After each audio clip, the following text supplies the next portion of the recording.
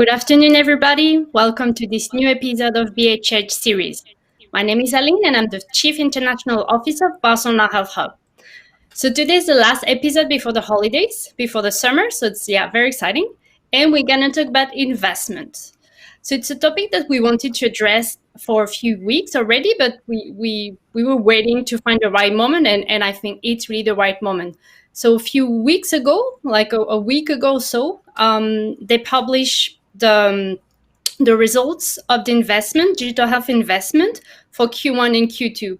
So Q1 actually started very strong this year. It was actually the record year since for forever. So if you look on the graph, you can see Q1 was very strong.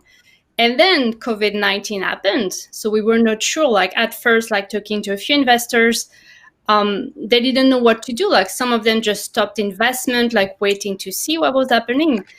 But the reality is that Q1, Q2, so first semester of 2020 was actually a record year overall. So there were still investments during Q2, and with even like the average of round reached like 25 million, which even was higher than the previous years. So very, very interesting outlook. So today I'm very pleased to be joined by different experts from the investment ecosystem. So we've got Gemma Estrada, which is investor of Rework, so a business angel community, and she's also the digital health and tech director at Ferrer, a pharma company from Barcelona. Then we've got Eugene Borokovich, the chairman and COO of Your Health Coach, so a startup who've been through that, looking for investment those past weeks. So it was very interesting to hear from him what happened. And then we've got Steve Sunjan, who is partner of PHS Fund, so an investment fund based out of Amsterdam and investing in digital health. So today I want to discuss investment, the different forms of investment, and also pick their mind on what will the future of investment look like.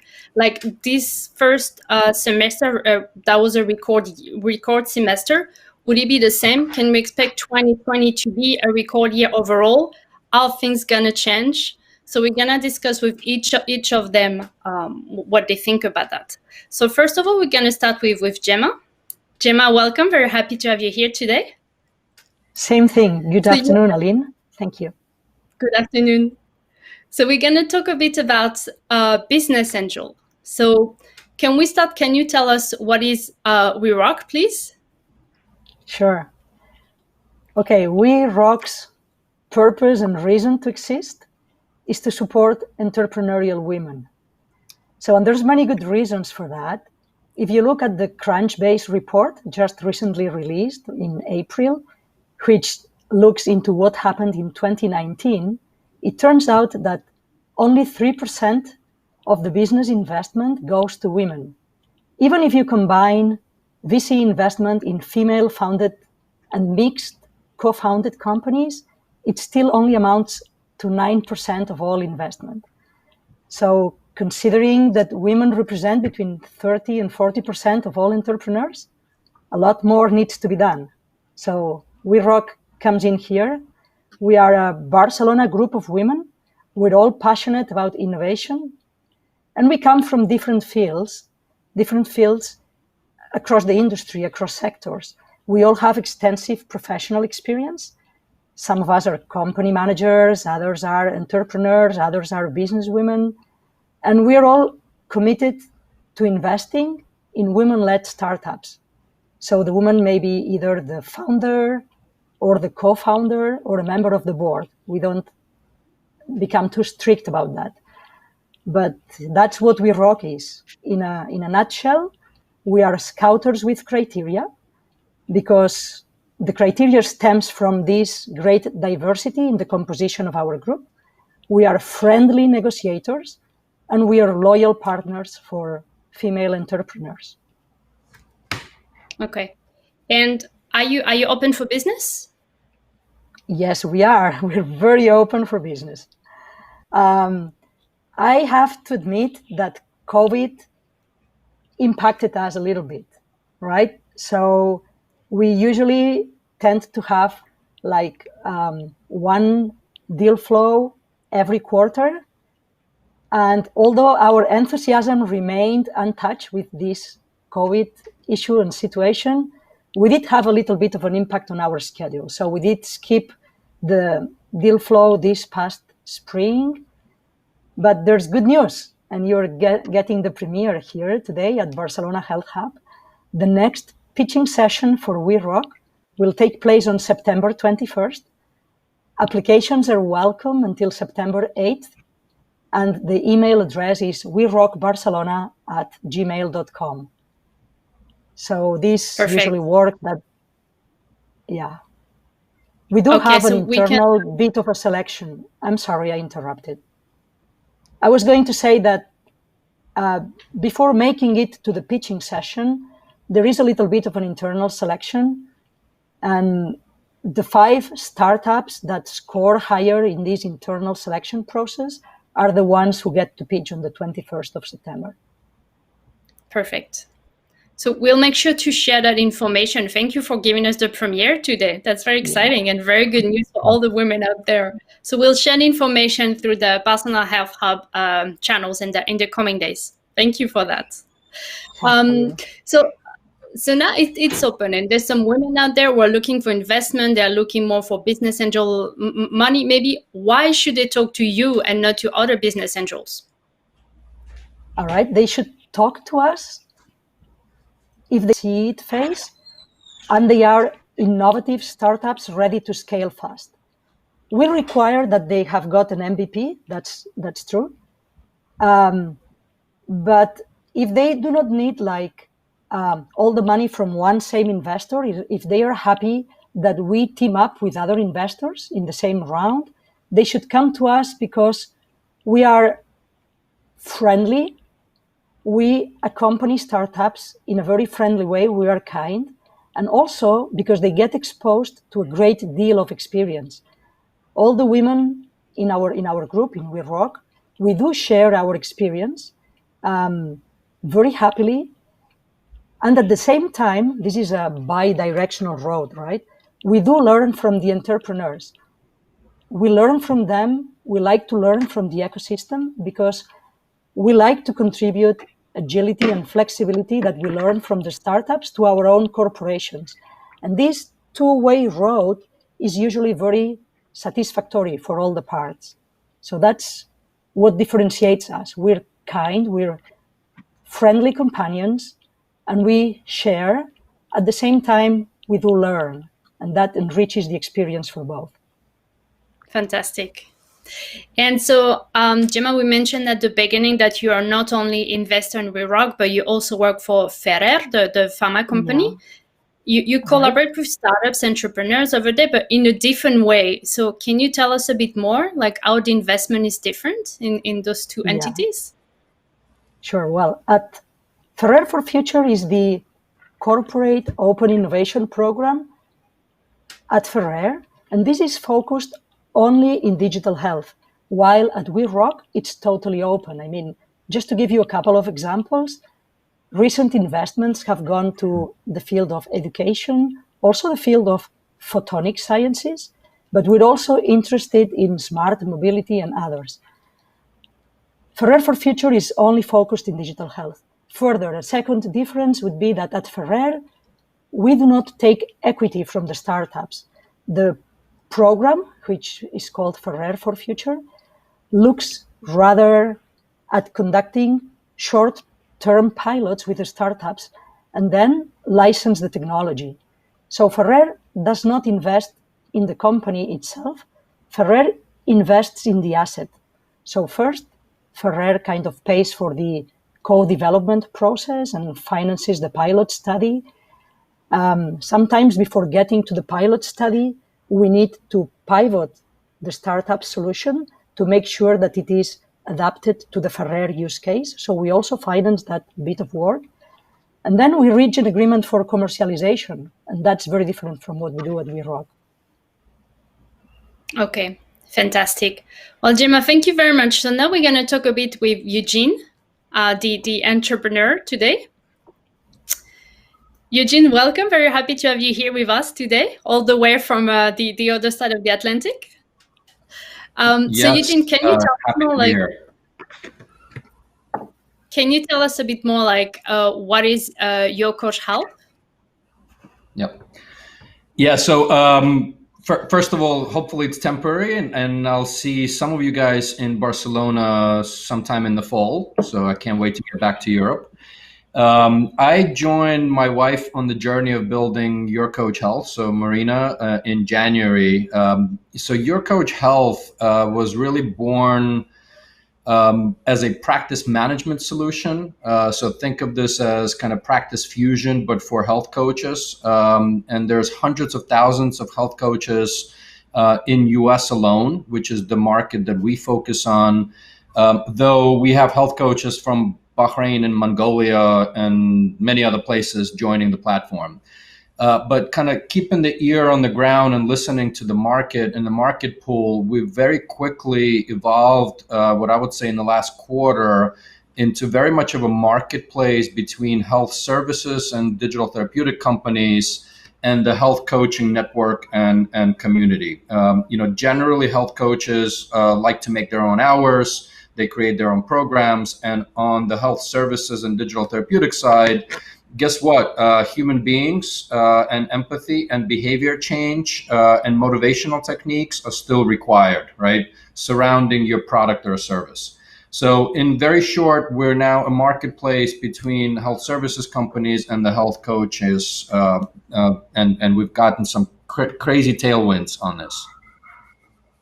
Perfect. And has your business been affected this past month in the way, did you find new use cases for Your Coach because of the pandemic?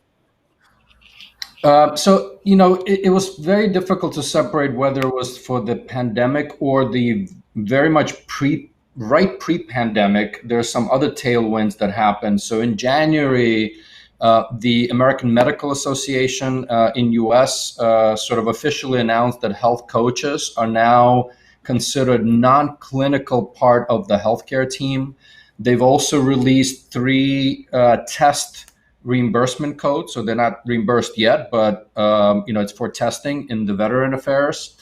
And then, of course, the pandemic happened, where I think as us, the health consumers and health citizens, as Jane says in her book, we are all realizing that who got hit the most are people with different morbidities and comorbidities. And so a big tailwind of understanding your bodies and the focus on prevention and wellness all of a sudden came into the spotlight. So I would almost say, as a business, we had 2 key things. One is the tailwind of number of sessions, number of coaches signing up, et cetera. That's one. And then the second piece is really just the exposure on the prevention and wellness, which many of us have been sort of preaching that, for lack of a better term, for many years. As a key component of digital health. Perfect. And so, yeah, I was actually very happy to have you here today because you've been fundraising during those past months during COVID. And I was curious, and also I'm sure the people in here, like the startups, also looking for funding, curious to see how was that experience? Like, was it harder? Were the investors like more demanding, or were they asking for different things than before? Like, can you share that experience with us? Yeah. So, I'll say, happily that we were able to do our first close. And that's actually one key hint for the startups is don't wait for the full round to close. Make sure that your lead and the early investors are able to get the cash into the company and keep moving, right? So that's one thing. Secondly, I think what I've seen actually, while on one side, maybe there was a few weeks to a month where the investors really sort of kind of, I wouldn't say shut down, but quieted down. But then, the VC industry is also a bit antiquated. But what I've seen, and this is from NFX and many other funds, very much more transparency was put into the process. You know where you stand. It's much quicker decision-making process, et cetera. To be fair, we started really raising sometime in early January, and we had our investors kind of generally lined up. And I think what it will also say is it depends on which stage you're in, right? So the pre-seed and seed, generally the investors invest in the team plus the belief in the market, and that varies between some prefer more on, is the market dynamics positive, right? Or is the team able to pull it off? I think we had the benefit of what I talked earlier around the tailwinds for the health coaching as an industry, and of course the believers as the early investors. Right? So I think we've seen positive. It did take much longer than we expected to even do the first close, but to be fair, it was a lot of kind of back and forth on just not even the term sheet, but some of the details and A&R and operating agreement and things like that just took longer.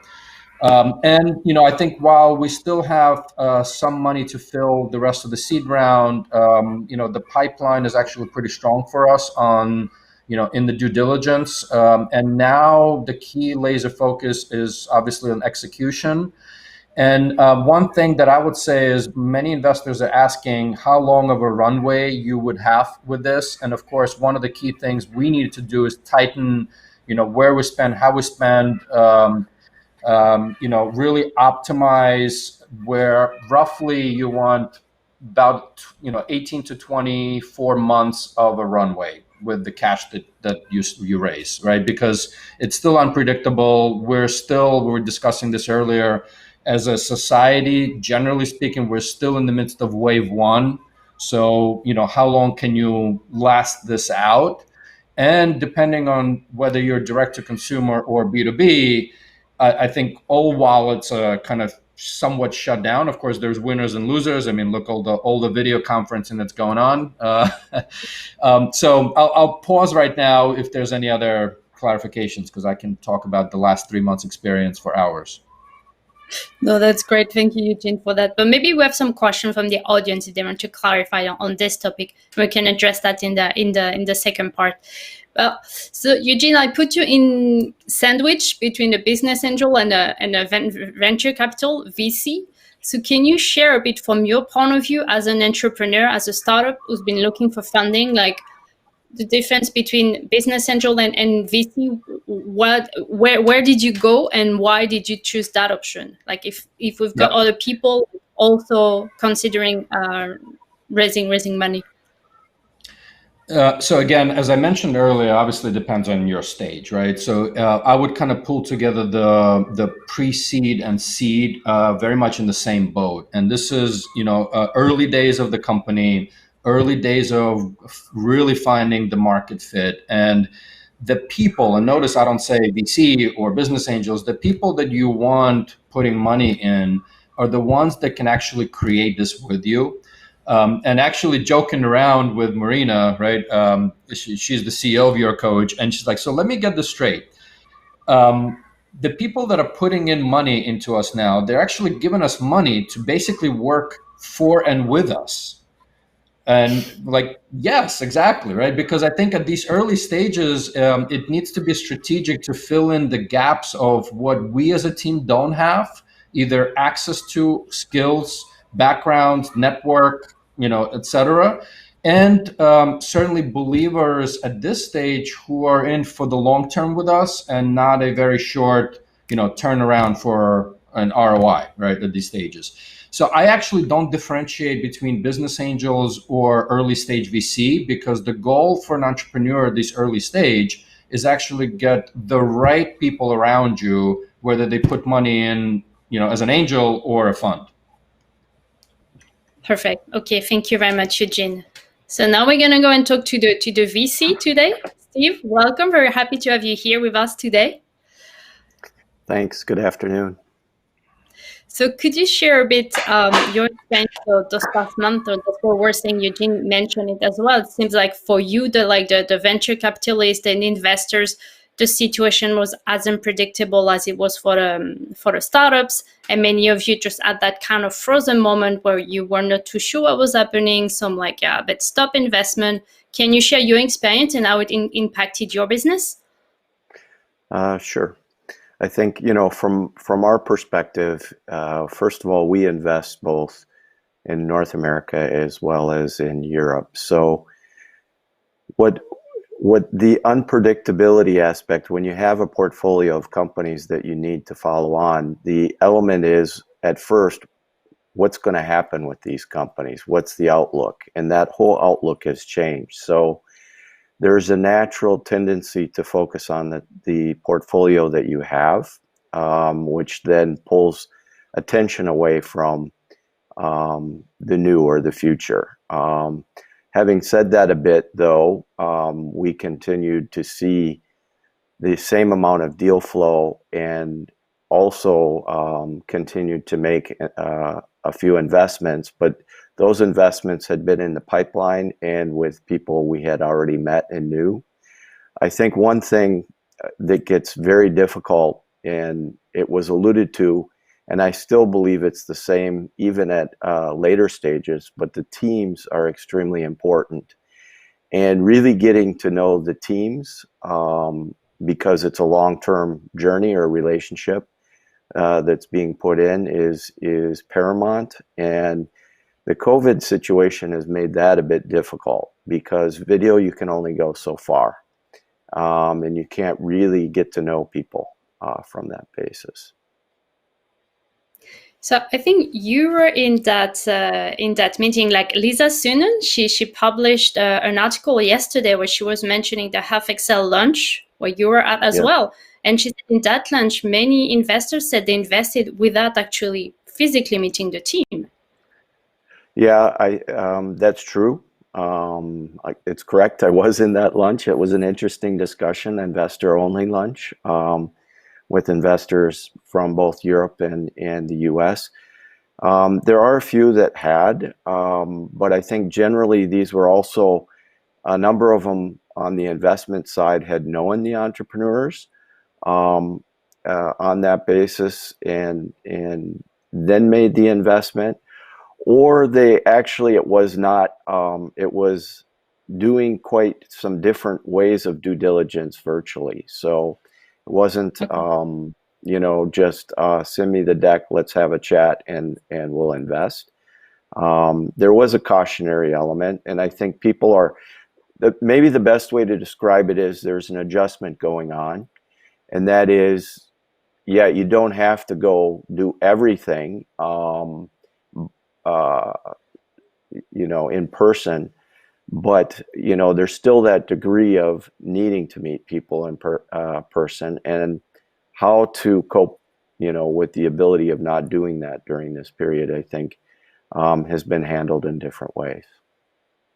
Exactly. And so now if we look at new deal flow coming your way, do you have different expectations from the entrepreneurs? There was an article maybe like 2 weeks ago, some investors said they were asking like 3 additional slides to entrepreneurs related to COVID. So to understand how the solution were related to COVID, what was the backup solution, etc. Is it your case? For us, no. We don't, it's not COVID specifically. We're an individual centric investor. And we really look for unique propositions in large underserved markets or underserved spaces. And so for us, it's really, is the proposition something of very high interest, and is the team quite strong? And so we haven't really changed any requirements of how we look at anything, because we're taking the longer term view. And that's over multiple years, more than 2, 3, even up to 5 to 7 time frame is what we're looking at. So that taking COVID that has come into play, I think is more of an opportunistic play versus what's really what's the longer term market and what's happening. And that's, from our perspective, it hasn't really changed how we've looked at the market or addressed entrepreneurs. And so talking about opportunistic, so I guess some of the deals that happened this past month, they were more opportunistic. Like also some people just adapted their solution or launched a solution on the market to address COVID. Do you think that can like carry on like that? Can we like also we were looking at the first semester was record semester. Can we expect the second semester to be the same of 2020? Yeah. Yeah, I think there's a couple of questions in that. And first of all, on the opportunistic side, I think what we saw a bit is also, while there's a record first semester, the stock market is back where it is on a broader term.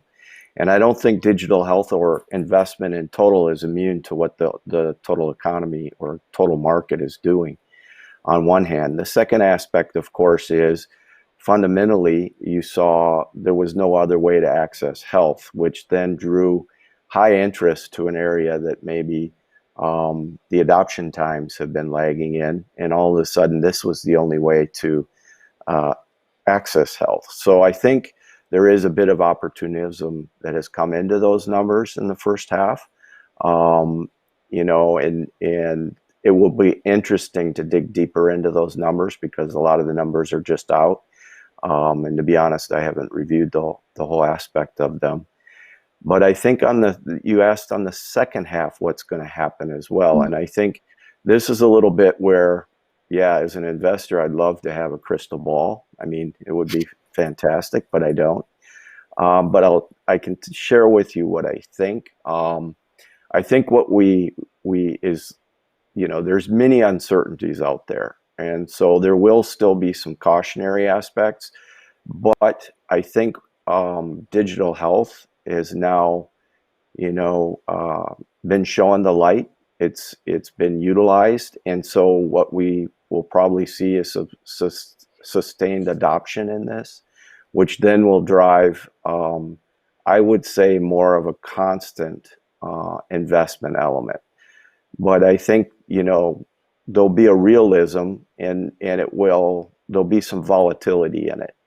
But if I look, I would say I wouldn't expect a big swing up or a big swing down. I would expect more of a stable element than what you've addressed in the first half. Okay, well, that's very good news actually.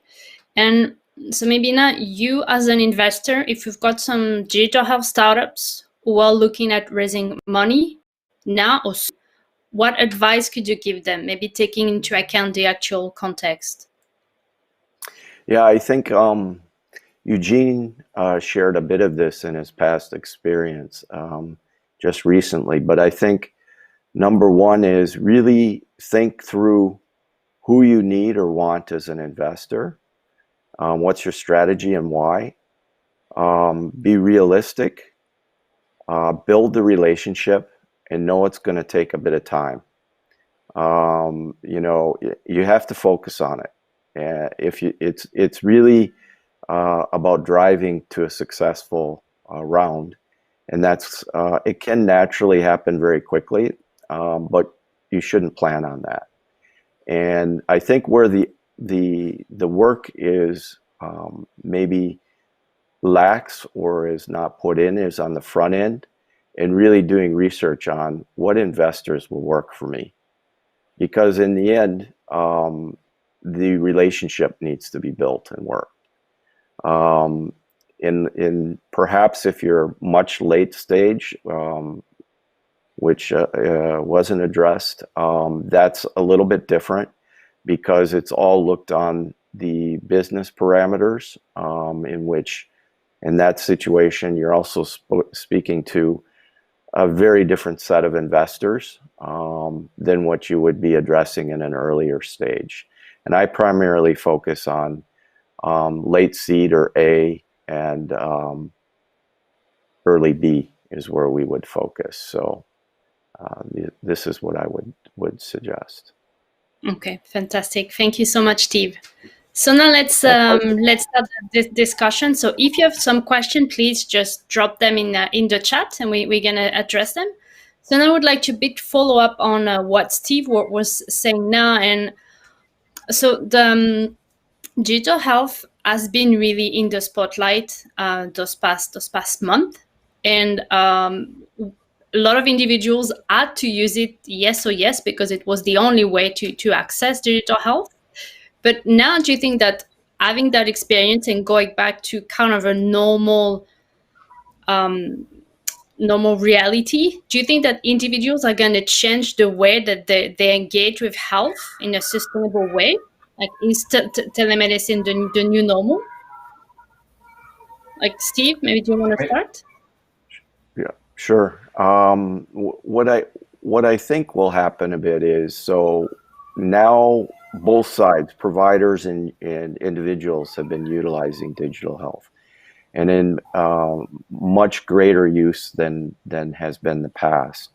Now, that's going to be the norm for some, but I think, it's how an individual wants to access health. So I don't think it will change it for all. But what we will see is, I think, digital health now becoming part of the care pathway and an option towards that care pathway versus it was something being trialed.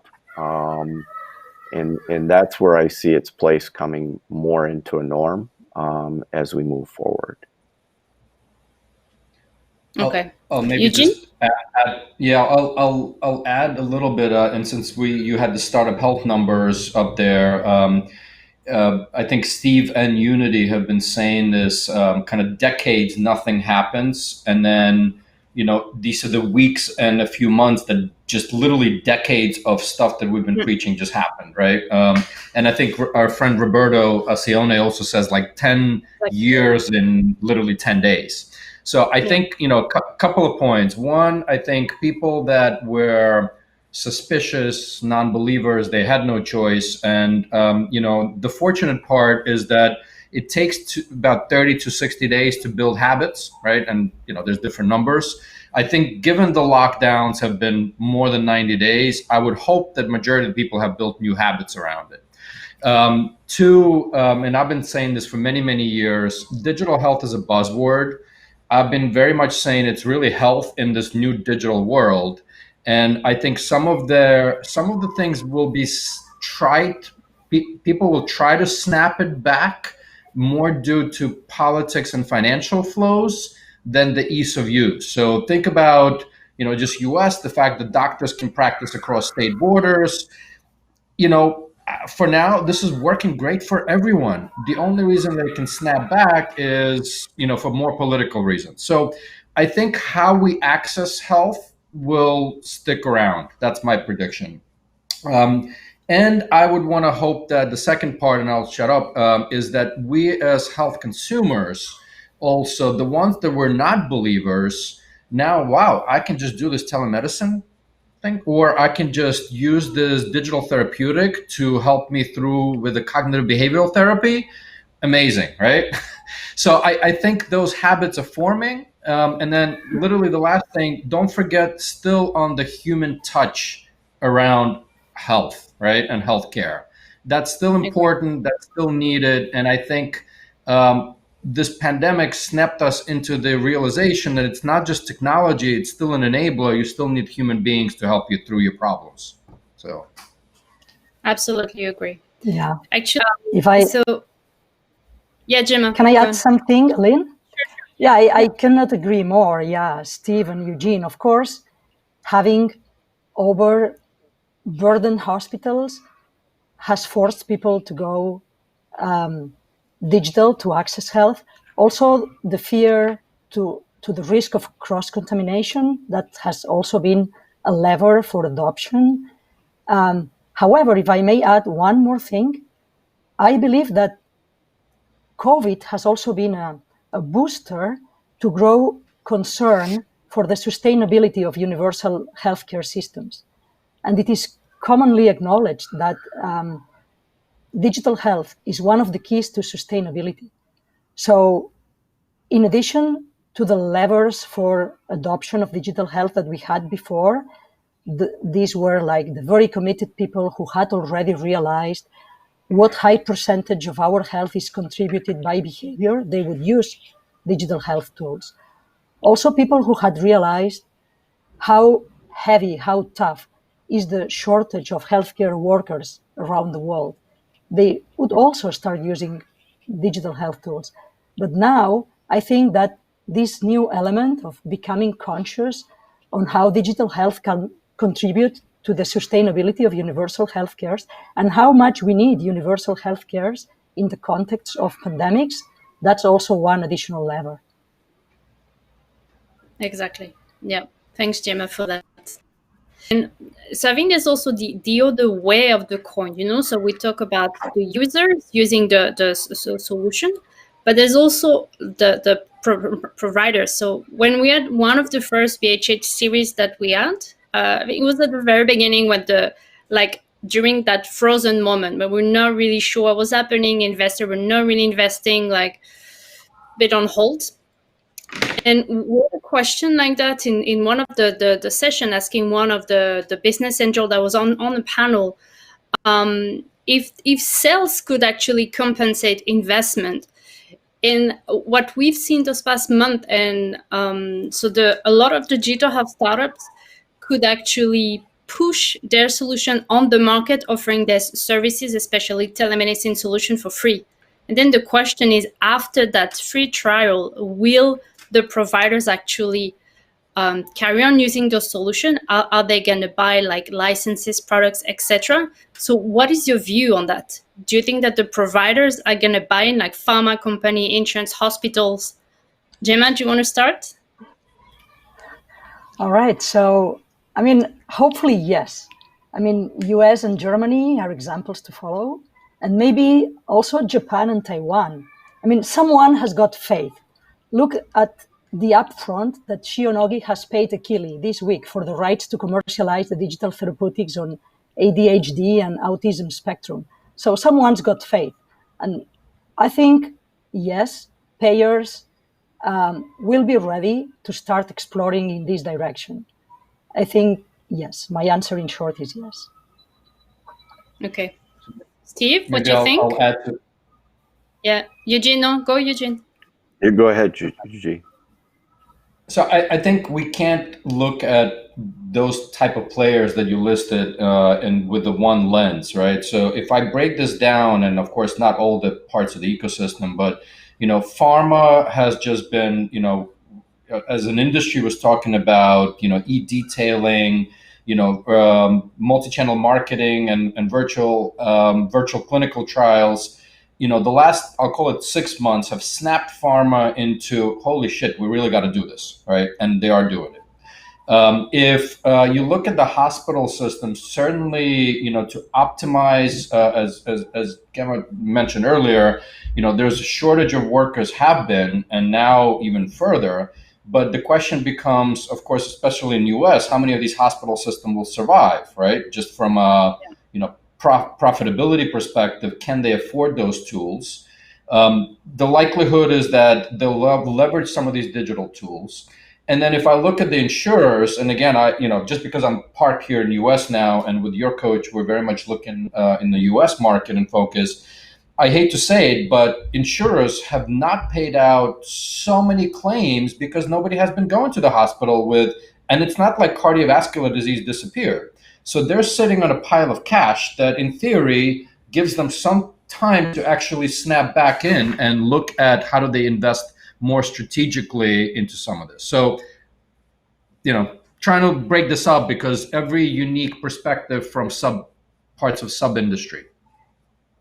So maybe just a parenthesis of what you just said, Eugene. So we already prepared the next BHH series. So when we come back after holidays, and it will be exactly on that. So insurance companies and how, what will change for them in the future. Sorry, that was a parenthesis.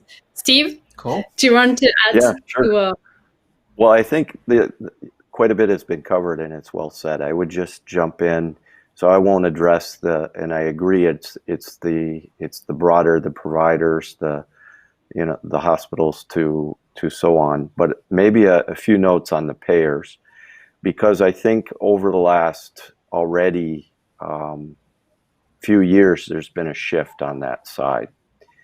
And the shift has been, and it depends on which market and how competitive that market is. But that shift has been more towards offering more of a solution and jumping in and even supporting a triage. You see that through a lot of the new digital insurers that have come out. So to Eugene's point, I think also, yes, they haven't been paying out on one hand, but what they have done is increased some of the payouts gone on the digital side that hadn't been happening. And my aspect of this is, how do you give something to somebody and then say, we're going to take it away? So I don't think that is going to happen so easily.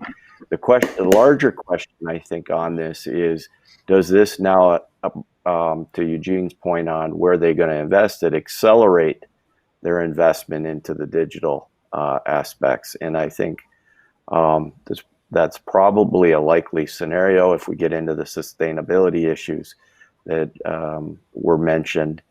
And they're going to take more of a lead around this, given the P&L constraints that the providers, the hospitals, are really being hit with. Yeah. Perfect. Thank you, Steve. Now I would like to take a question from the audience. Steve, it's for you. I think it's a very good question because I was asked the same last week, so very curious to know your answer. So as an investor in digital health, do you non-regulated, so looking at CE mark and FDA, digital health solutions interesting to invest? So do you think regulation requirements somehow the value of the solution? Like, would you invest in a solution that's not CE mark or FDA mark? Yeah, I think it's a great question. It varies by investor. That's what I'll state right up front. This is back to who are you addressing and why, and will that investor, is this something they can take into account? There is a difference between Europe and the US when it comes to regulatory, and FDA has traditionally been pretty slow, stringent, and therefore there's many investors that if you don't have regulatory approval, don't talk to me, because they've been heavily burned. So that, I think, is changing somewhat, but the general tone is, are you really speaking to, an investor who is more mid or late stage, or somebody that is more coming in earlier and help drive the company? And I don't think, from myself, I have invested in companies pre-regulatory, but I've been investing in digital health now for 8 to 9 years. I think, even as Eugene said, it's a buzzword, and before it was that buzzword. So it was maybe a pioneer in doing this. And I think now we're starting to see the regulatory environment take some jumps forward with what we've seen in Germany. And that is when you start getting country competition moving, changes the scenery, and so it's a moving target at this point in time. That's how I would address it. But first and foremost, know your investor. Eugene and Jima, maybe do you want to add something to that from your experience, or? I totally agree with Steve. Okay. So I don't know if I can, kind of stepping back into, I think typically, there's the question is on the adoption, and I think, and I'll call out the Digital Therapeutics Alliance, actually, because I know I've been sort of pressuring today. The definition of the digital therapeutic is, yes, evidence-based and also reimbursable. My question always is, as long as it's evidence-based, the reimbursing quote unquote, or buying could still be by the consumer or health citizen, right? So the question is the proposition scientifically valid? And that's where a good investor sees and drives this forward and believes that it could be scientifically validated and ultimately FDA or CE mark approved, right? So, but I think there's multiple paths to it, and some businesses and startups choose to go direct for it. Some go in a different path, and it just depends on the investor, as Steve said. Exactly. So something also the EU Commission, they launched one of those Horizon 2020 program, and this one's actually because they said there's a lot of solutions that were developed recently to address COVID-19. But then the hospitals or the providers demand side, they don't want to use those solutions because they are not CE marked. They're not certified. So they're actually putting in place a program to help those startups to get that regulation, which I think is really great. And we should hear more about that in the coming month. Now, I would like to address another topic, which is like the funds dedicated to minorities. So like ReRock, for instance, is dedicated to women, and we'll see like several similar funds those past years. And there's also funds dedicated to Black founders, like we've seen a lot in the US those past month. Also, I guess some already existed, some were created because of all the movement, what's happening in the US. How important do you think it is to have those funds like really focused on a specific group? Gemma, do you want to tell us why it's important to have a fund dedicated to women? Happy to take that one. So more investment in women means more innovation and reach in the industry, means more economic growth and more social benefit for the whole nation. I mean, when you look at, there is this publication, the Morgan Stanley estimations, it literally says that investors are missing out on business worth 4 trillion in revenue annually by not investing more in female and minority-led enterprises. It's all said. It is very important. Exactly. I'm Eugene, maybe going to be from I'm just going to be very, very quick on it. The short answer is yes, absolutely. And it doesn't mean that the focus is not somewhere else. It's just raising the focus and a fire under what's been missing, right? I mean, there's no other thing than a yes. Could it be seen as opportunistic as well? Like I've seen like those past month with the black community funds, for instance, say, yeah, we're doing it to support, but do they really mean to support, or is it just to get some likes? So I'll tell you. I mean, obviously, when things broke out in Minneapolis, right? There are companies that literally within minutes or hours released some statements and emails, right? And this is when you can feel that particular company leadership team really believes in it. And then it started trickling in over weeks and months, and it's like, this is just a pretend checkbox that, we need to do this for PR. And that's when you can tell, right, the leadership of the company, what's opportunistic and what's actually meant, wholeheartedly. And I honestly, after like 3 days, I started deleting those emails because to me, those were just more a PR stunt than anything else. Exactly. Yeah. No, that's exactly what I mean. Steve? Yeah, well, I have to, it's a yes. We have to have a clean sweep on this one. But no, it's yes. And I think first I want to take a step back and say, when we talk about venture capital, it's still emerging.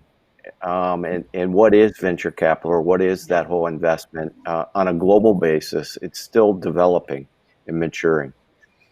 And I think, what's been stated is absolutely true. Diversity brings better returns. There's not a doubt about that. The aspect has been where money has been situated has been pocketed. And I think as that flattens out more over time, that access will be given to more parties, and different minority groups and so on. It won't be just slated one way. Now, do we need this? Yes, because you need to kickstart and put a focus on it. And so I think that brings in an element of why it's needed. Does it need to be there longer term? Hopefully not, because if society is doing its role, money should find the best opportunities, and that's irregardless of race or anything else. And so, yeah. And Eugene, in your case, so having a women CEO, did you approach like some funds like that dedicated to women or no? No, and actually, I mean, Marina will, can speak on her behalf on it. Her stance is, I'm a person and I kick ass, irrespective of women or not. So, and she does kick ass, and I'm not saying it because I'm married to her for 21 years, but so we did not actually. She was a little bit hesitating on that side of the platform, meaning just there's actually been some companies and pitch because you're a woman, and she sort of declined, saying like, I'm just a kick-ass CEO, which she is. Yeah, exactly. I'd just like to add one more point and dovetail on what Eugene said, and that's a little bit what isn't good is people coming in for the PR. So what I caution on, I mean, what Gemma's been doing is great. This is long term. It's out there. It's for women. But you need to be careful, I think, of the PR front and is it really active? Is it really doing something? Versus this is for PR because we need to check the box. And this is for all the wrong reasons on innovation. That's not true innovation, and it's not really driving deeper change that needs to happen. So I just wanted to put an exclamation point behind that. That's very important. Yeah, thanks for pointing it out. Now I would like to ask you a question that we had last week, and I think it was a very good question, and I feel it's very relevant for today's discussion as well.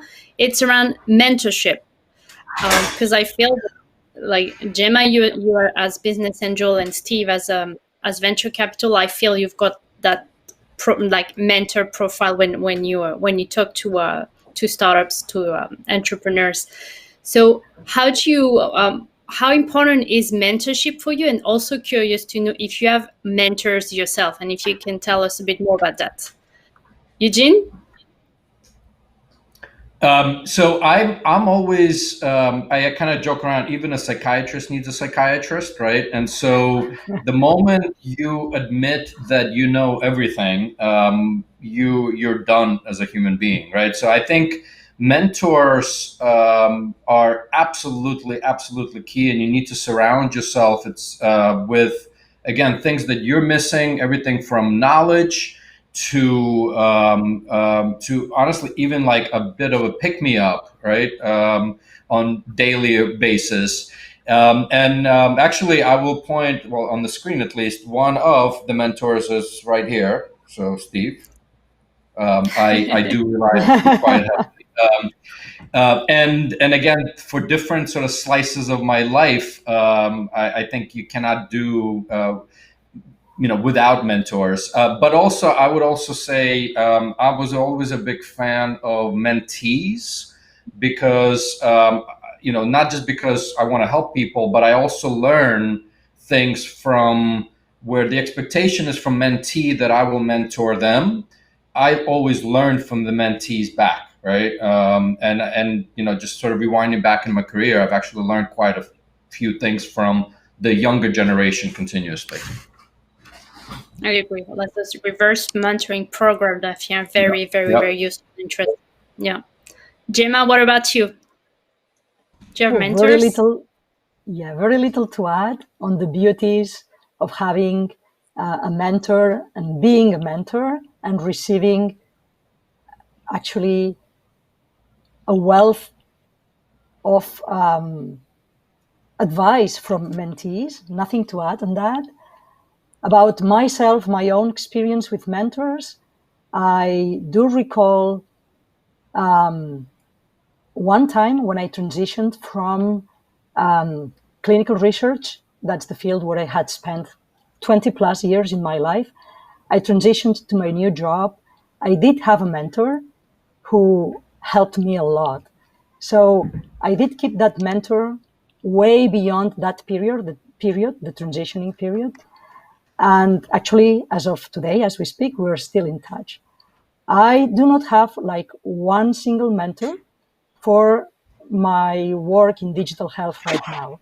Although I am a newcomer, I only joined the digital health field about 2 years ago, having spent, as I said, 20 plus years doing clinical development. Although I was always interested in digitizing clinical trials and providing a human experience through technology, both to the patient participating in the trial and a worthwhile professional experience to the investigator participating in the trial through technology. So in a way, this kind of led me to digital health. Anyhow, I think that after I heard what Eugene said, I'm getting myself a mentor. So Steve, get ready. Oh my gosh. It's a very good thing, I can confirm. Okay. Steve, so what about you? Well, I'll maybe take it from an angle of as I look to, I think any great company that I've invested in, it's really been, I don't know if it's really called a mentor, but a partnership. And I seriously mean partnership. It's not, and these types of relationships and investing in tend to work out the best financially, going the furthest, so on and so forth. And I think, from that basis, it's always a give and take. And, I think it's really, that's part of, as entrepreneurs look for, when you talk about finding smart money, let's call mentorship part of smart money. And I think it's been stated, there isn't anybody that will know the absolute all, but I think what is key is to have not too many mentors around, because then there's too many voices coming at you on where you need to go that may not be aligned on that basis. So, but I think in building great companies, if you talk to most entrepreneurs out there, they've had mentors supporting them in one way or another. And, oftentimes, if it's not me as an investor you want to confide in or work closely with, okay, but let's find somebody that you do, because it's not easy being a CEO, entrepreneur in a startup. And that is an aspect that's highly needed. Exactly, agree. So as Eugene, yeah, you mute. Eugene, unmute yourself. I'm okay. I just wanted to add one thing, because I think a lot of times we as human beings like to surround ourselves with people that obviously you're friendly with, you think the same way. And I think a key aspect of a good mentor is that will give you shit also and challenge the hell out of you, right? This is not around just like pacifying and things will be okay and you can do this. It's really challenge almost like every gene in your DNA that you are missing. So I think just wanted to add that it's not about only being kind of on the friendly terms and helping through. Yeah, absolutely agree. Yeah, that's critical, essential. Yeah. So as a closing remark, like we've come to the end of this session now, would like to ask you, so if we look back, so the question we wanted to ask is, will 2020 be the new record year for digital health investment? So we kind of settled that it will remain more or less the same for like second semester, but like more concretely, I just want you to look at your crystal ball, in your own opinion.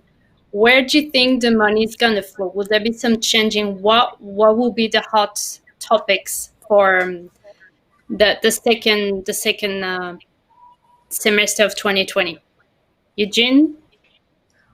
I think we'll see a little bit of a herd mentality, and I actually think the second half will be even stronger than the first, just because the way a lot of these are counted, we'll see a lot more,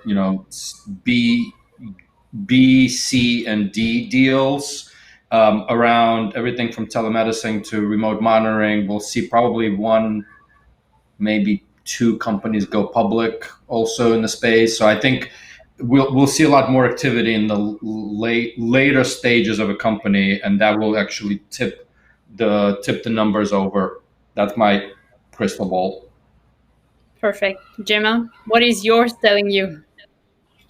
All right, my crystal ball also goes for remote monitoring and telemedicine. I think, yes, investment will go up. I mean, patient journeys have changed for an obligation. There was no choice, as it was said earlier. But now I think they have changed forever. So a combination of face-to-face and remote will stay. And examples of hot areas, since you asked, I think mental health, also sleep quality, but mental health will be a very hot area. Perfect. Steve, can you share your mental with us? The crystal ball, huh? Yes. I think, there will be, telehealth still is not, let's say, been pushed all the way out, so that will continue. Although I think what we'll see is money starting to move to those areas maybe that have been ignored outside of telehealth, because there's an aspect of it's now real, so there's the adoption curves are starting to be seen. I still am going to stick with, I don't see a big up in overall investment because of too many uncertainties. At the same time, given there's such a high need and digital health has come out in the past 3 months, I think we'll see the money continuing to flow. But specific areas, yeah, mental health will also. I have been in a mental health company, so I think there's a few areas on that. Perfect. So startups out there, take notes. Those are the area will be more like maybe easier to find some money. So that concludes the end of the panel today. So thank you so much to everybody for your insights, for your great tips. Thank you for being with us today, for attending the event. And thank you for being with us like all those past 3-4 months, like since the beginning, all those like 15 BHH series that we've been doing. Like we wouldn't have carried on if it wasn't for you, for so many people being with us every week. So really, thank you very much. And as I was saying, we'll be back second week of September, so the 9th of September, 6 p.m. And we're going to talk about the future of the insurance sector. So thank you, everybody. Have a great summer and see you in a few weeks. Thanks, everybody. Bye-bye.